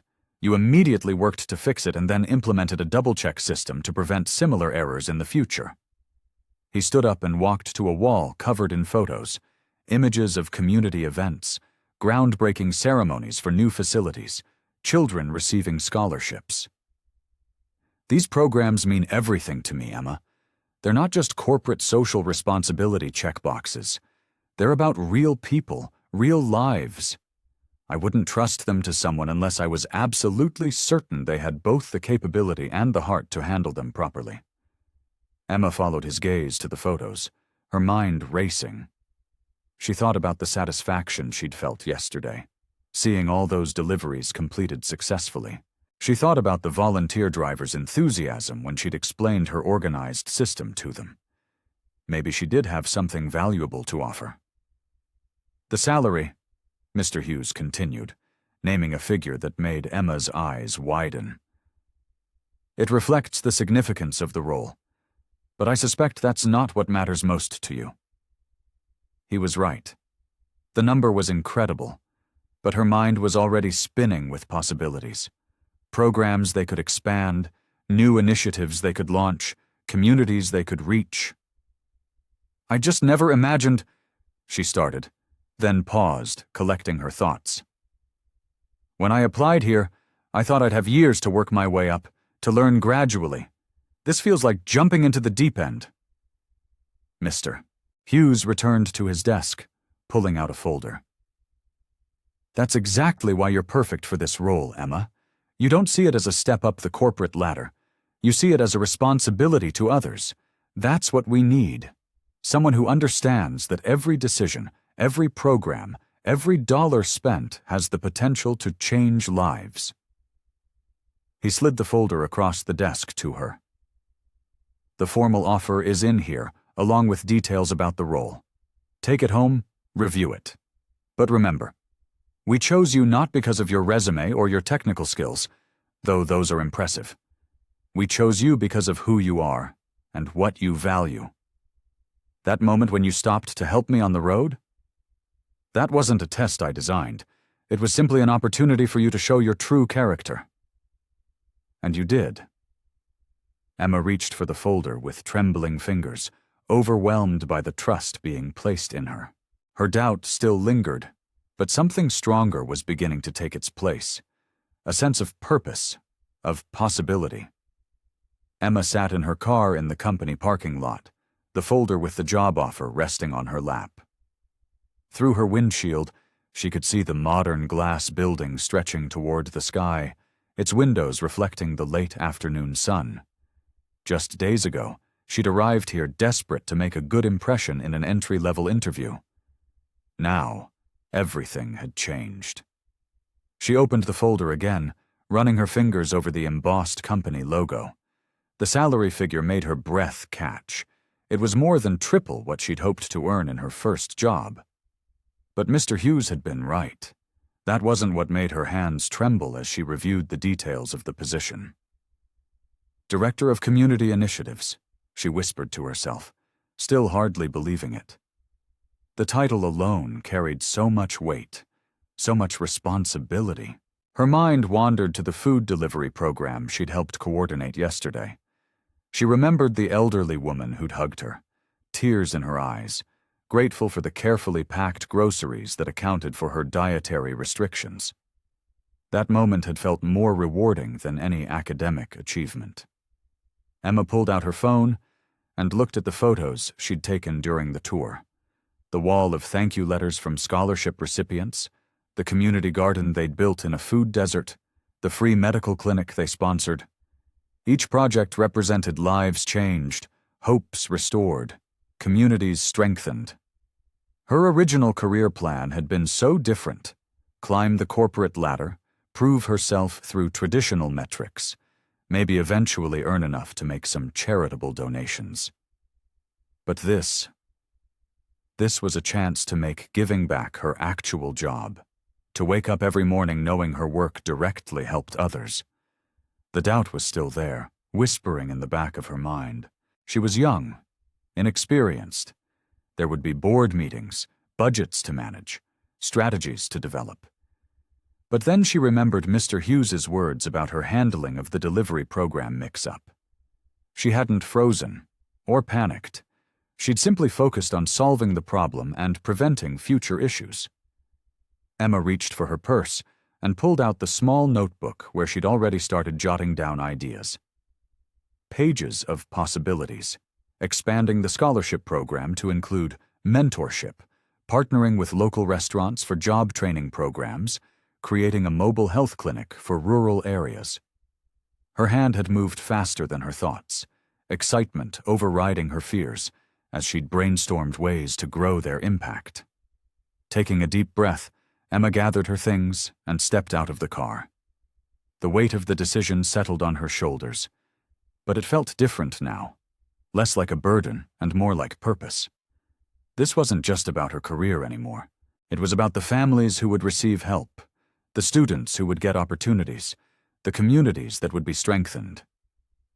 She walked through the lobby, nodding to the security guard who already knew her name. The elevator carried her to Mr. Hughes's floor, and with each passing story, her resolve strengthened. When she reached his office, she found him at his desk, reading through some papers. "Mr. Hughes?" she said, knocking softly on the open door. He looked up, that familiar kind smile spreading across his face. "Emma, please, come in." She stepped into the office, clutching the folder. The afternoon sun streamed through the windows, illuminating the wall of community photos. Her eyes were drawn to an empty space, and she could suddenly picture future projects displayed there. New stories of lives changed, new testimonies to the power of compassion in action. "I've made my decision," she said, her voice steady despite the butterflies in her stomach. The mix of excitement and nervousness made her heart race, but she knew with absolute certainty that she was making the right choice. Emma's heels clicked against the polished marble floor as she walked through the lobby, her employee badge hanging proudly from her blazer. The security guard, Tom, she'd learned, gave her a warm smile and a wave. "Good morning, Ms. Walker." "Morning, Tom," she replied, adjusting her leather messenger bag. Inside were 3 notebooks filled with ideas she'd brainstormed over the weekend, color-coded tabs marking different community initiatives she wanted to explore. The elevator doors opened to the executive floor, and Emma's heart fluttered. Just 2 weeks ago, she'd been here as a nervous interviewee. Now she was Director of Community Initiatives. The weight of the title still felt strange, like wearing someone else's clothes. She found her office, exactly where Mr. Hughes had shown her during the tour. The nameplate beside the door read, "Emma Walker, Director of Community Initiatives," in elegant silver lettering. She traced the letters with her finger, still hardly believing it was real. The office itself took her breath away. Floor-to-ceiling windows offered a stunning view of the city skyline. A sleek desk faced the door, with a comfortable-looking ergonomic chair behind it. To the left, a small conference table with 4 chairs provided space for meetings. But what caught her eye was the wall to her right. It was covered in photos of community events and testimonials from people the company had helped. Emma set her bag down and walked to the window, taking in the view. Below, she could see the community garden they'd built, its raised beds full of fresh vegetables. A group of volunteers was already working there, getting ready for the day's harvest that would go to local food banks. A knock at her door made her turn. A woman about her age stood there, holding a steaming cup of coffee and wearing a friendly smile. "I'm Sarah Chen, from marketing," she said. "Thought you might need this on your first day." She stepped forward, offering the coffee.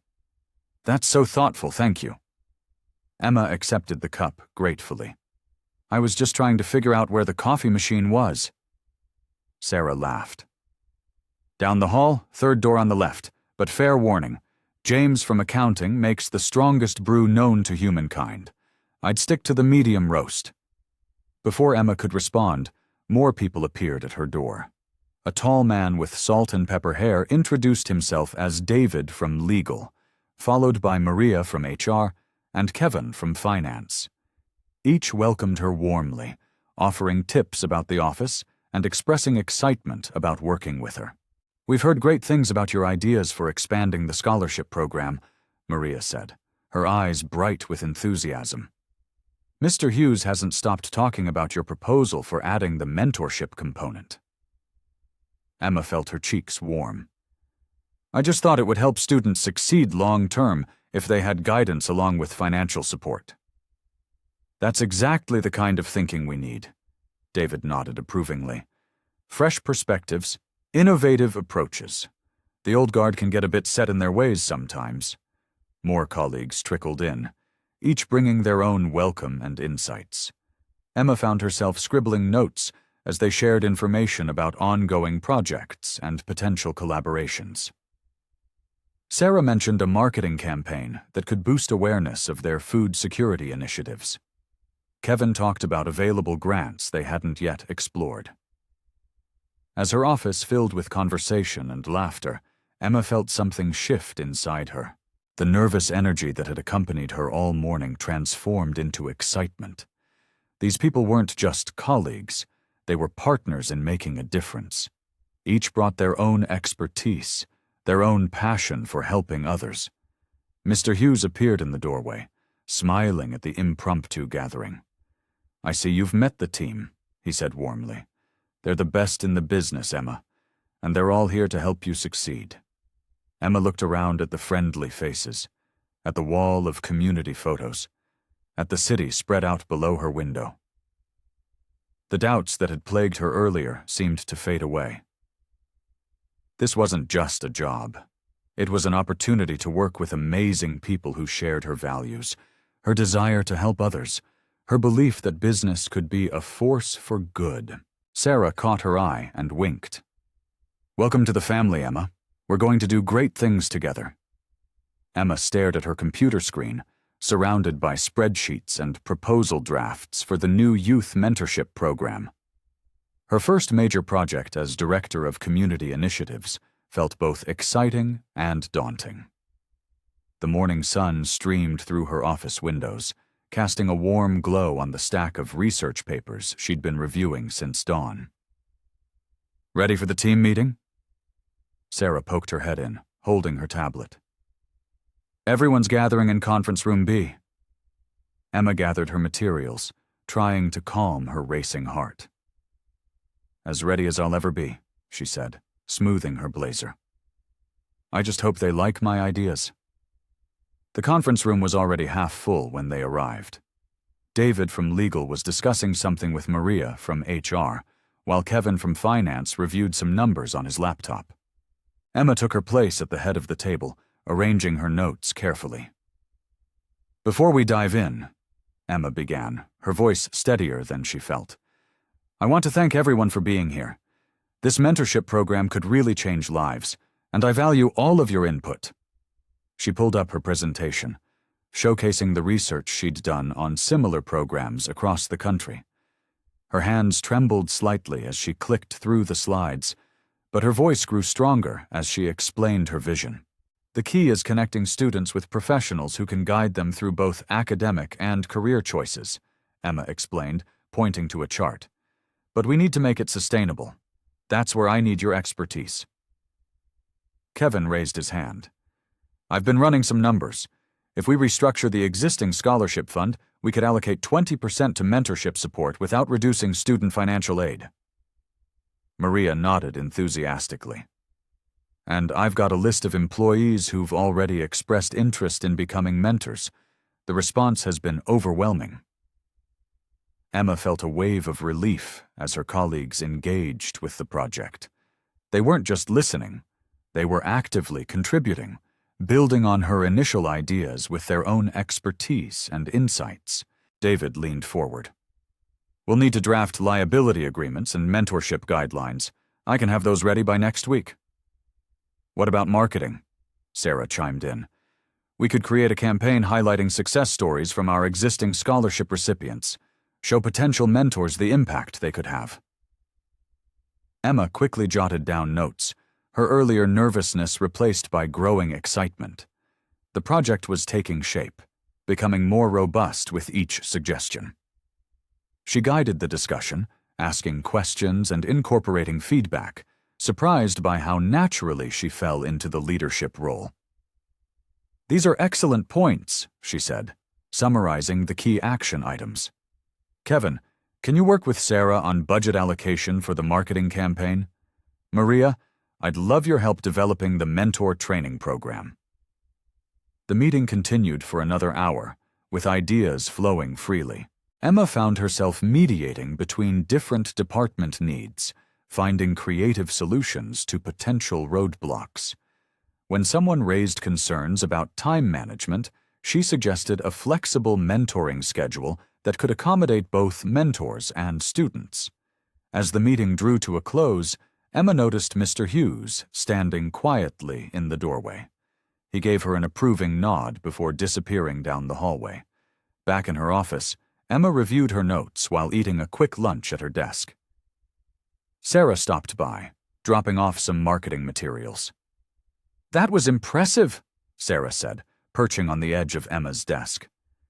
"You handled that meeting like you've been doing this for years." Emma looked up, surprised. "Really? I was so nervous at first." "Couldn't tell at all," Sarah assured her. "You brought everyone together, kept us focused, and actually got legal and finance to agree on something. That's practically a miracle around here." Emma felt a warm glow of pride. The project was far from complete, but she'd taken the first crucial steps. Her team was engaged, the framework was in place, and she could already envision how this program would help students achieve their dreams. As she turned back to her computer to draft the project timeline, Emma realized something had changed. The office no longer felt overwhelming or foreign. Instead, it felt like exactly where she was meant to be. Emma stared at the email on her screen, her stomach knotting. Marcus from Project Development had CC'd the entire department, questioning her timeline for the mentorship program and suggesting someone more experienced should take the lead. She minimized the window and glanced around her office, trying to steady her breathing. The wall of qualifications she'd carefully arranged, her diploma, certifications, and awards, suddenly felt inadequate. The doubtful voice in her head that she'd been fighting since starting this position grew louder. "Got a minute?" Sarah appeared in her doorway, tablet in hand. Her usual cheerful expression was replaced with concern. "I saw Marcus's email." Emma gestured to the chair across from her desk. "I knew someone would eventually question my experience," she said, her voice barely above a whisper. "Maybe he's right. The mentorship program is huge, and if I mess it up—" "Stop right there," Sarah interrupted, setting her tablet down firmly. "Marcus pulls this with every new project leader. He did it to me last year with the charity gala, and guess what? It was our most successful fundraiser ever." The intercom buzzed. "Emma, Mr. Hughes would like to see you," his assistant's voice announced. Walking to Mr. Hughes's office, Emma's heels clicked against the marble floor, each step echoing her mounting anxiety. She knocked on his door, straightening her blazer. "Come in, Emma." Mr. Hughes sat behind his desk, Marcus's email displayed on his computer screen. "Have a seat." Emma perched on the edge of the chair, hands clasped tightly in her lap. "Sir, about the email." "Tell me something," Mr. Hughes interrupted gently. "When you found me stranded on the road that day, did you stop because you had experience fixing cars?" "No, Emma paused, considering. "I stopped because it was the right thing to do. I knew enough basics to help, and even if I couldn't fix it completely, I could at least try." Mr. Hughes smiled. "Exactly. Leadership isn't about having all the answers. It's about having the courage to try, the wisdom to ask for help, and the heart to put others first." "But Marcus has a point about my experience," Emma admitted. "Some of these initiatives are completely new to me." "Of course they are, Mr." Hughes chuckled. "That's why you have a team. When I started this company, I knew nothing about running a business, but I knew how to listen, learn, and surround myself with people who complemented my weaknesses." Emma straightened in her chair, feeling something shift inside her. "The team has been incredibly supportive. Even now, Sarah's probably organizing backup data to support our timeline. You see, you're already thinking like a leader." Mr. Hughes stood up and walked to his window. "You know what impressed me most that day on the road?" Not that you fixed my car, but that you approached the problem methodically, asked the right questions, and made sure I was taken care of before leaving. Returning to her office, Emma found Sarah and Kevin waiting for her. Kevin had spreadsheets spread across her desk, and Sarah was typing furiously on her laptop. "We've compiled data from similar programs," Kevin explained without preamble. "Your timeline isn't just reasonable, it's conservative. We could potentially launch even earlier." Sarah spun her laptop around. "And I've got testimonials from 3 department heads supporting your leadership on this project. Should I reply to all?" Emma held up her hand, feeling a surge of gratitude and determination. "No need. I'll handle this." She sat down at her computer and began typing a response to Marcus. Her fingers flew across the keyboard as she outlined her qualifications, the team's research, and their collective progress. She emphasized the collaborative nature of the project and invited him to their next planning meeting. "There," she said, hitting send. "Professional, factual, and confident." Sarah squeezed her shoulder. "Perfect. Now, should we go over the mentor training schedule? Maria's team just sent over some great suggestions." Emma nodded, pulling out her project binder. The doubt that had threatened to overwhelm her earlier had transformed into something else: determination. She belonged here, not because she knew everything, but because she knew how to bring people together and move forward, even in the face of uncertainty. Emma sat in the conference room, her heart racing as Mr. Hughes displayed the presentation slides about their newest initiative. The Community Bridge program would provide educational resources, job training, and mentorship opportunities to underprivileged neighborhoods across the city. "And Emma," Mr. Hughes said, turning to face her directly, "I want you to lead this initiative." The room fell silent. Emma felt 12 pairs of eyes turn toward her. She gripped her pen tighter, trying to keep her hand from shaking. "Thank you, sir," she managed, her voice steadier than she felt. "I'm honored." After the meeting, Emma retreated to her office, spreading out the preliminary documents across her desk. The scope of the project was massive: coordinating with local community centers, developing training programs, managing a substantial budget, and ensuring meaningful impact. She took a deep breath, remembering Mr. Hughes's words about leadership from their previous conversation. Sarah knocked on her door, carrying 2 cups of coffee. "Thought you might need this," she said, placing one in front of Emma. "Congratulations on the appointment." "Thanks," Emma replied, gratefully accepting the coffee. "I'm excited, but terrified might be the right word." "That's exactly how you should feel," Sarah said, settling into the chair across from Emma's desk. "It means you understand the responsibility." Emma pulled up the project timeline on her computer. "We need to start with community assessments. I want to understand exactly what these neighborhoods need, not just what we think they need." Over the next few weeks, Emma threw herself into the work. She organized teams to conduct surveys and hold community meetings. She spent evenings visiting local centers, listening to residents' stories and concerns. Each conversation reinforced the importance of getting this right. During one particularly moving meeting at the Riverside Community Center, an elderly woman named Mrs. Rodriguez shared her story of struggling to help her grandchildren with homework because she couldn't afford a computer. A young man named Marcus talked about losing job opportunities because he lacked basic technical training. That night, Emma stayed late at the office, revising the program structure. She added a technology access component and expanded the job training curriculum.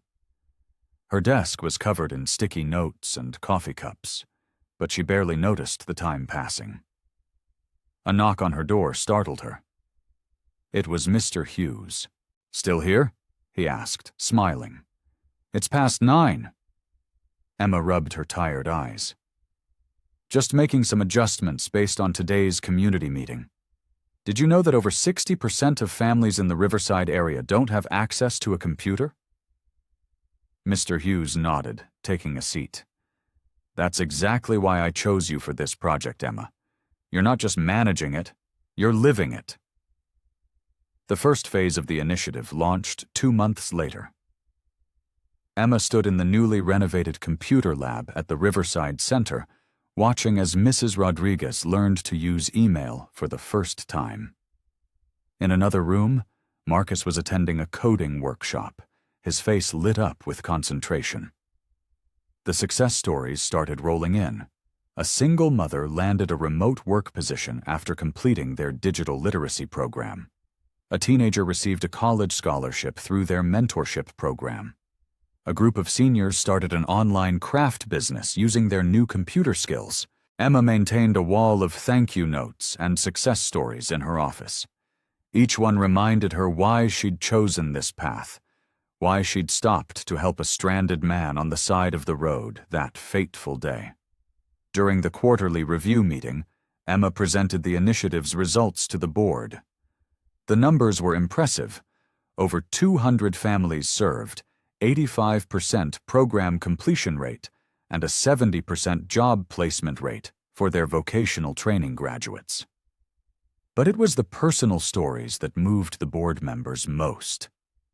Emma shared videos of program participants talking about how their lives had changed.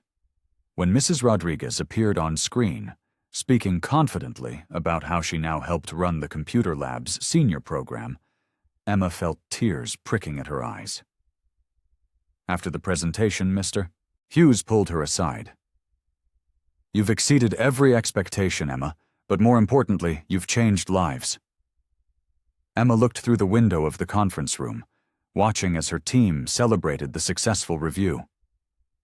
The nervous young woman who'd questioned her abilities seemed like a distant memory now. In her place stood someone who understood that making a difference wasn't about having all the answers. It was about having the courage to try, the wisdom to listen, and the heart to care. Emma sat in her office, reviewing the email Mr. Hughes had sent her. 2 senior employees, David Chen and Maria Santos, were locked in a heated dispute over project leadership that threatened to derail an important community initiative. The tension between them had been building for weeks, affecting team morale and productivity. I trust you'll handle this with the same compassion you've shown in everything else, Mr. Hughes had written. Emma knew this was more than just conflict resolution. It was a test of her leadership style. She spent the morning gathering information, speaking separately with team members to understand the situation better. David was brilliant with numbers and strategy, but could come across as dismissive of others' ideas. Maria had years of hands-on community experience and felt her practical knowledge was being undervalued. Emma arranged to meet them both in the small conference room, choosing a neutral space away from their usual work areas. She arrived early, arranging 3 chairs in a triangle rather than across a table, hoping to create an atmosphere of equality and openness. David arrived first, his normally pristine appearance slightly disheveled from stress.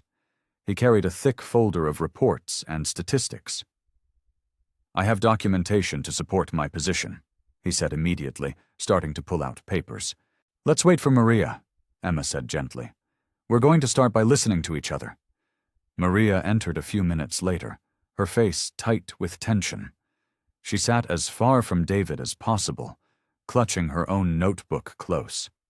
Thank you both for coming, Emma began, keeping her voice calm and warm. I know this isn't easy, but I believe we can find a solution that works for everyone. She started by asking each of them to share their perspective without interruption. David spoke about efficiency metrics and resource allocation, his voice growing passionate when discussing potential waste. Maria explained how personal relationships and community trust were crucial for long-term success, citing specific examples from past projects. As they spoke, Emma noticed something interesting. Despite their different approaches, both were deeply committed to the project's success. They just defined success differently. What I'm hearing, Emma said carefully, is that you both want what's best for the community we serve. David, your concern about using resources effectively means we can help more people in the long run. Maria, your focus on relationships ensures our help actually reaches those who need it most. She watched as both shifted slightly in their chairs, the tension beginning to ease. What if, Emma continued, instead of seeing these as competing approaches, we viewed them as complementary? David's analysis could help us maximize Maria's community connections.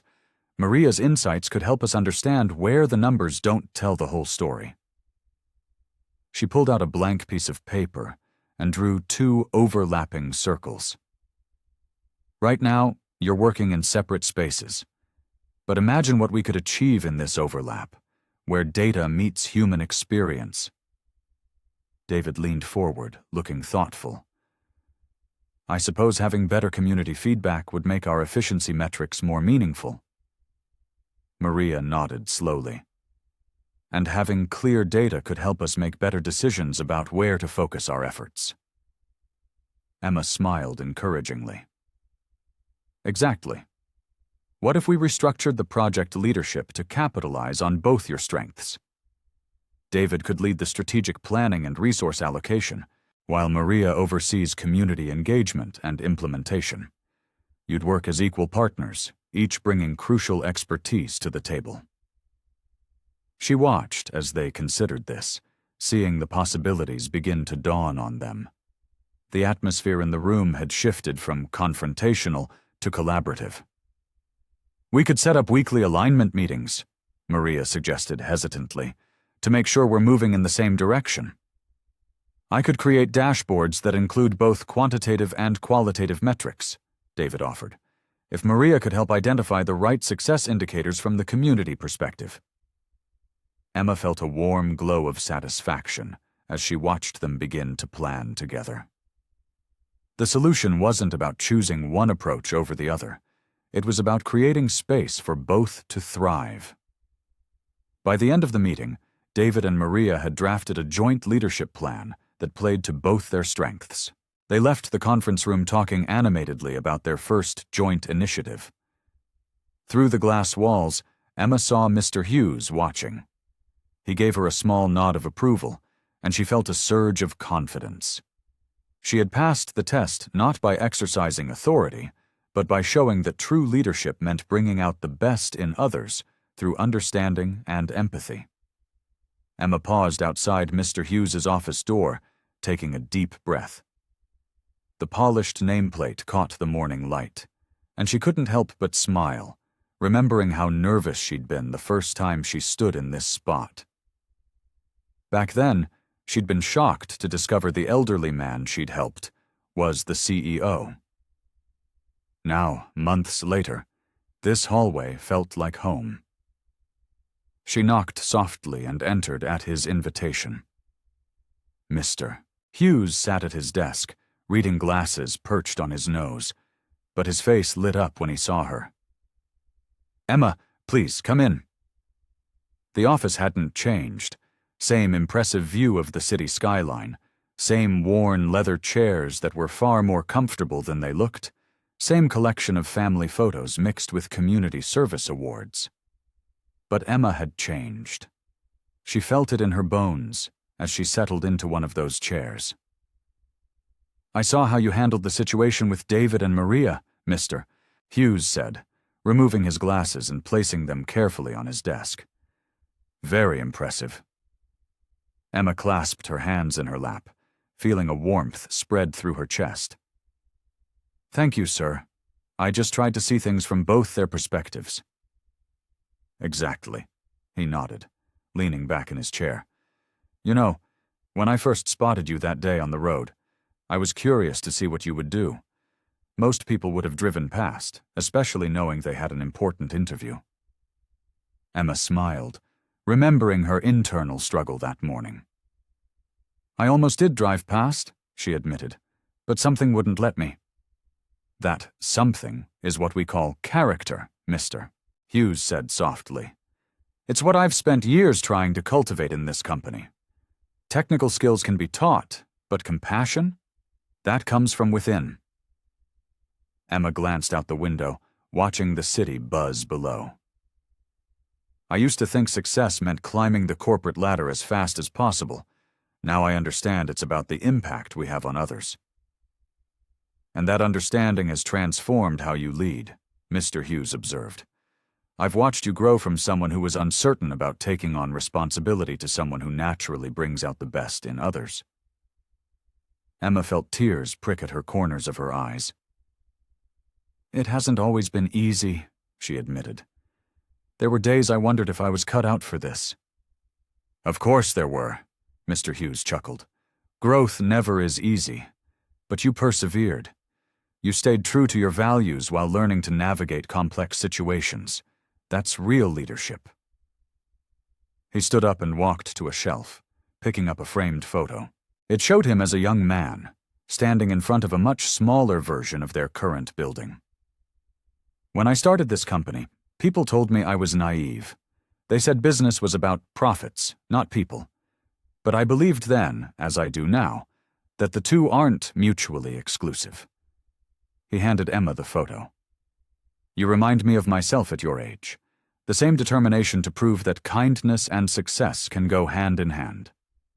Emma studied the younger version of her mentor, seeing the same gentle strength in his eyes that she'd come to know. Thank you for taking a chance on me, she said quietly, for seeing something in me that I didn't even see in myself. Mr. Hughes returned to his desk, a warm smile on his face. Emma, you've more than proven that my instincts were right. The way you've grown, how you've embraced our mission while staying true to yourself, it's exactly what this company needs. He reached into his desk drawer and pulled out a small box. Which brings me to why I called you here today. He opened the box to reveal a simple but elegant pin, the same one he wore on his own lapel, marking him as part of the company's senior leadership. You've come so far, he said warmly, and I couldn't be prouder of your journey. Congratulations, Emma. You've earned this. Emma stood by the floor-to-ceiling windows of her office, watching the city buzz with life below. The morning sun cast long shadows across the polished hardwood floors, and she could still smell the fresh paint on the walls. Her new office, with its modern furnishings and pristine desk, felt surreal, a physical reminder of how far she'd come since that fateful morning when she'd stopped to help a stranded motorist. She touched the silver pin on her lapel, the weight of it still unfamiliar but comforting. The same pin Mr. Hughes wore, now marking her as part of the company's senior leadership. Her fingers traced its smooth surface as she recalled his words from their meeting yesterday, about how she'd proven that kindness and success could coexist. On her desk sat a small stack of community project proposals waiting for her review. Each folder represented potential ways to help people, to make real changes in their lives. It was so different from the corporate career she'd originally imagined for herself. Better, more meaningful. A gentle knock on her doorframe pulled her from her thoughts. Sarah, her assistant, stood there with a warm smile. Your team is gathering for the morning meeting. Would you like me to bring in coffee? Yes, please, Emma replied, smoothing her blazer. And Sarah? Make sure to join us for the meeting. I want everyone's input on these new initiatives. Sarah's eyes widened slightly, clearly not used to being included in senior-level discussions. But that was exactly the kind of change Emma wanted to implement, breaking down hierarchies, valuing every voice. As she gathered her materials for the meeting, Emma caught her reflection in the window. She looked different somehow, more confident, more purposeful. Gone was the nervous young woman who'd worried about missing a job interview.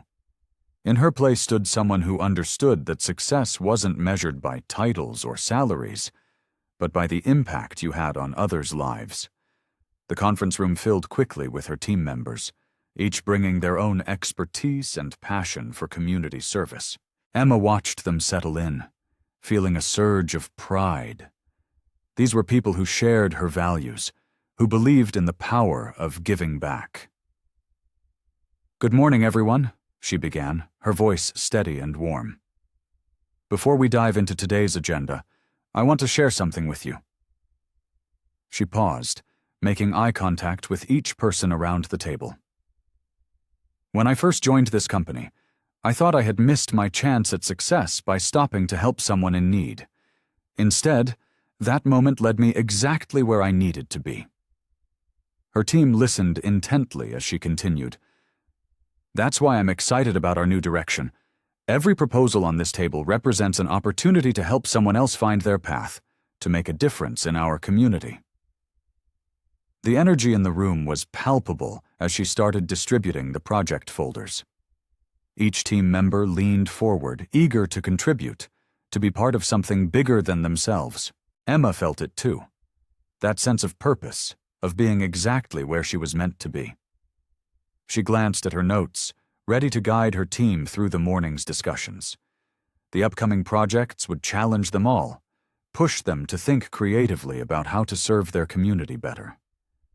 But she knew, with absolute certainty, that this was what she was meant to do. The morning sun continued to stream through the windows, warming the room as they began their work. Emma took her seat at the head of the table, her new pin catching the light.